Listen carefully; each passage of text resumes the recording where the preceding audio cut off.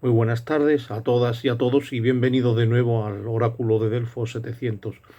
En el último vídeo de psicología presentamos lo que era la terapia cognitivo-conductual o terapia cognitiva y explicábamos que su tesis fundamental era que lo que pensamos es lo que provoca nuestro estado de ánimo, lo que sentimos, y que Aaron Beck, su descubridor en Estados Unidos, pues había visto que tenemos el error de interpretar la realidad en base a una serie de moldes equivocados o de moldes subjetivos que no son realistas, que no se corresponden con los hechos, pero que han constituido un hábito de interpretación negativa de las cosas, a lo que él llamó distorsiones cognitivas.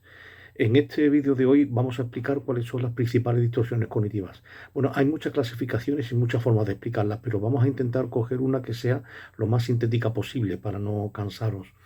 La primera de esas distorsiones cognitivas es el pensamiento todo o nada, o también llamado pensamiento dicotómico. Consiste en interpretar la realidad en clave de blanco o negro. Las cosas tienen que ser siempre extremas.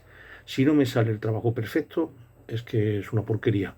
Si no he conseguido evolucionar de mi lesión rápidamente, o si no me he curado para siempre, es que la terapia no sirve. Es decir, son formas extremas de interpretación de la realidad que no se corresponden con lo que son los hechos, porque entre el extremo del blanco y el del negro hay también infinidad de grises. Las cosas no son así. La realidad, la vida, no es blanco o negro. La segunda distorsión cognitiva es la generalización excesiva. Eso consiste en que el sujeto parte de un hecho que podría ser realmente negativo para a partir de ahí generalizar y considerar negativo todo. Esa es una inferencia absolutamente desproporcionada porque del padecimiento o de la asistencia a una situación que podríamos decir dolorosa, negativa, errónea o que nos haya chafado los planes, no puede deducirse de ninguna manera que todo vaya a salir mal. Pero sin embargo, muchas veces actuamos así, ¿no? A partir de cualquier contratiempo, de cualquier traspiés, ya lo consideramos todo negativo, con lo cual pues, caemos en aquello que la psiquiatra Susan Bogan decía, ese pesimismo de la infelicidad, ¿no? O esa tendencia a tener siempre una interpretación negativa, pesimista de todo lo que sucede. La tercera distorsión es la descalificación de lo positivo. En este caso, cuando al sujeto se le dan argumentos positivos para que valore la situación de manera optimista o de manera un poco más realista, o para que se valore a él positivamente, el sujeto lo descalifica. Por ejemplo, pues la persona que está amargada porque tiene algún complejo de pues, algún defecto físico, de personalidad o lo que sea, y se está agarrando siempre a eso y señalando pues las muchas puertas que eso le cierra y todo esto, y a lo mejor tú le dices, pero bueno, pero ¿y qué hay de tu inteligencia? ¿Y qué hay de tu sociabilidad? ¿O qué hay de tu capacidad de compromiso social?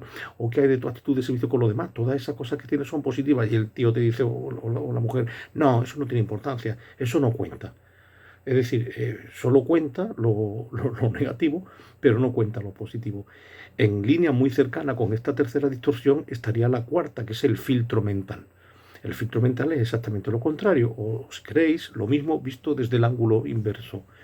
El sujeto retiene en su mente, como si fuese un cedazo, un filtro de una cafetera, retiene solamente lo positivo y deja pasar solamente lo negativo.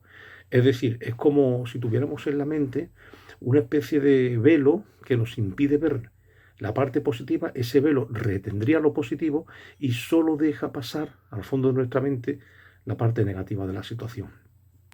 La quinta distorsión sería conclusiones apresuradas. Las conclusiones apresuradas, como su propio nombre indica, es también un tipo de inferencia en el que el sujeto, sin tener datos en absoluto, con un mínimo de objetividad o con un mínimo de rigor para poder analizar lo que va a suceder, enseguida acierta o adivina con carácter de futuro algo negativo. Las conclusiones apresuradas se pueden dividir en dos tipos. Por un lado está la lectura del pensamiento y por otro lado está el error del adivino. La lectura del pensamiento consiste en atribuir a otra persona, cuya intención, por supuesto, y pensamiento no conocemos en absoluto, atribuirle una intención negativa o pensar que está sintiendo o pensando algo mal de nosotros. El clásico ejemplo de que te cruzas con una persona y por lo que sea no te saluda, o bien no te ha visto, o bien iba metido en su estresada vida, o bien estaba muy concentrado en algo que le tenía preocupado, o bien iba con prisa sencillamente porque iba tarde para una cita importante y no podía pararse a saludar. pero no te ha visto o no se ha parado a saludarte y tú enseguida piensas, uy, ¿ves? Este le caigo yo mal, le caigo mal, siempre lo he pensado, esta persona no me puede ver, por ejemplo, ¿no? O el clásico ejemplo de, te dicen, fulanito dice que quiere hablar contigo, inmediatamente lees el pensamiento, esto me va a criticar por algo, me va a echar en cara algo, me va a reñir por algo, me va a montar la bronca. ¿Ve? Si os dais cuenta, siempre estamos leyendo el pensamiento del otro de forma negativa o de forma apresuradamente pesimista. La segunda opción de las conclusiones apresuradas es el error del adivino. Consiste, como su propio nombre indica, en adivinar o creer que vamos a adivinar que el futuro va a salir mal. Te vas a presentar a un examen, lo voy a suspender. Te presentas a una recuperación, no lo voy a sacar. Yo qué sé, vas a tener una entrevista de trabajo, a mí no me vas a coger. Con la gente tan buena que tiene que haber, ¿cómo me van a coger a mí? ¿Ve? Te das cuenta de que estás siempre adivinando que las cosas van a salir mal. Pero el futuro no existe por definición, y mucho menos nosotros no tenemos absolutamente ninguna varita mágica o ningún espejito mágico para poderlo ver de ninguna forma ni para poderlo adivinar. Sin embargo, el sujeto cree que las cosas van a salir mal, con lo cual evidentemente ya se está predisponiendo para lo peor. La siguiente distorsión cognitiva se llama razonamiento emocional. Consiste en confundir la realidad con mi estado afectivo. Me siento mal, lo que las cosas son malas. Me siento triste, es que el mundo es terrible, me siento enfadado, la gente no merece la pena. Es decir, el criterio de valoración o el criterio de evaluación de la realidad es mi estado emocional. Naturalmente, pretender que el cómo uno se siente o las emociones que son, bueno, pues digamos, los flashes de energía más pasajeros que pueden pasar por la mente humana, que eso sea un reflejo real y objetivo de lo que son las cosas, obviamente es una distorsión. El penúltimo sería la enunciación debería. El sujeto está todo el tiempo imponiéndose a sí mismo deberías, debería, debería, debería. Yo debería hacer esto, yo debería tal, yo debería cual, yo debería tal. Que por cierto la mayoría de las veces después no lo hace. Que puedes decir, bueno, pues si de verdad crees que tienes que hacer algo, pues coge sin más, ponte manos a la obra y hazlo. Pero no te quedes cruzado de brazos y después te fustigues mentalmente porque deberías haber hecho o deberías no haber hecho. Bueno, el pasado, pasado está y lo hecho, hecho está. De manera que intentar fustigarse o intentar justificar lo que sucede culpándose a sí mismo, pues ya nos explicó Freud que eso puede ser incluso hasta una estrategia del inconsciente para no mejorar. En la medida en que yo me siento culpable, ya no tengo por qué cambiar, porque como ya me siento culpable, pues estoy pagando, digamos, el precio de mi error. Pues tanto el sentimiento de culpa como los enunciados debería no sirven para absolutamente nada.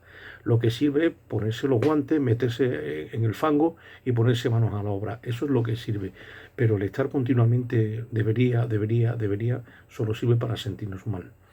Y la última distorsión cognitiva es la personalización. Consiste en atribuirse a sí mismo pues la responsabilidad o la culpabilidad de algo de lo que uno no es culpable. Clásico ejemplo, pues que, por ejemplo, el padre o la madre que le dicen que, bueno, pues que su hijo se está drogando, por ejemplo, ¿no? O que su hijo está alcoholizado o tal, y su reacción es, tenía que haberme dado cuenta. Si es que le he consentido mucho, o si es que le he exigido mucho, es que yo no tenía que haber sido tan duro, tan dura con él, la culpa es mía. ¿No? Cuando pasan cosas negativas o cosas dolorosas y el sujeto tiende a personalizar o personificar en él la responsabilidad de lo que ha sucedido. Evidentemente, todos estos moldes de pensamiento que acabo de describir rápidamente son errores de la mente, son errores bueno, de interpretación de la realidad. Y naturalmente, como ninguno de ellos está correspondiéndose con los hechos y además son de talante absolutamente negativo, lo normal es que la reacción emocional y anímica que tengamos después de esos modos de pensar sea desagradable, sea dolorosa y sea, por supuesto, pues anímicamente afectiva, ¿no? Cuando distorsionamos la realidad con este tipo de pensamiento absolutamente corrosivo, lo único que podemos conseguir es, por supuesto, desanimarnos, venirnos abajo y ver la vida de color negro. Por eso, frente a eso, en otro vídeo explicaremos unas posibles tablas con las que podemos intentar tomar conciencia de estos errores automáticos. Frente a eso, lo que invitamos a nuestros amigos y amigas del canal es a que cada vez que os sintáis mal, intentéis ver si alguna de las cosas que estáis pensando puede estar incurriendo en uno de estos errores que acabamos de describir. En el caso de que así sea, pues próximamente ofreceré también una posible técnica, ¿no?, de una tablita para poder, bueno, pues ponernos manos a la obra en esta tarea de autoconciencia y de autoobservación de nuestra propia mente y de nuestros propios mecanismos afectivos y emocionales, ¿no?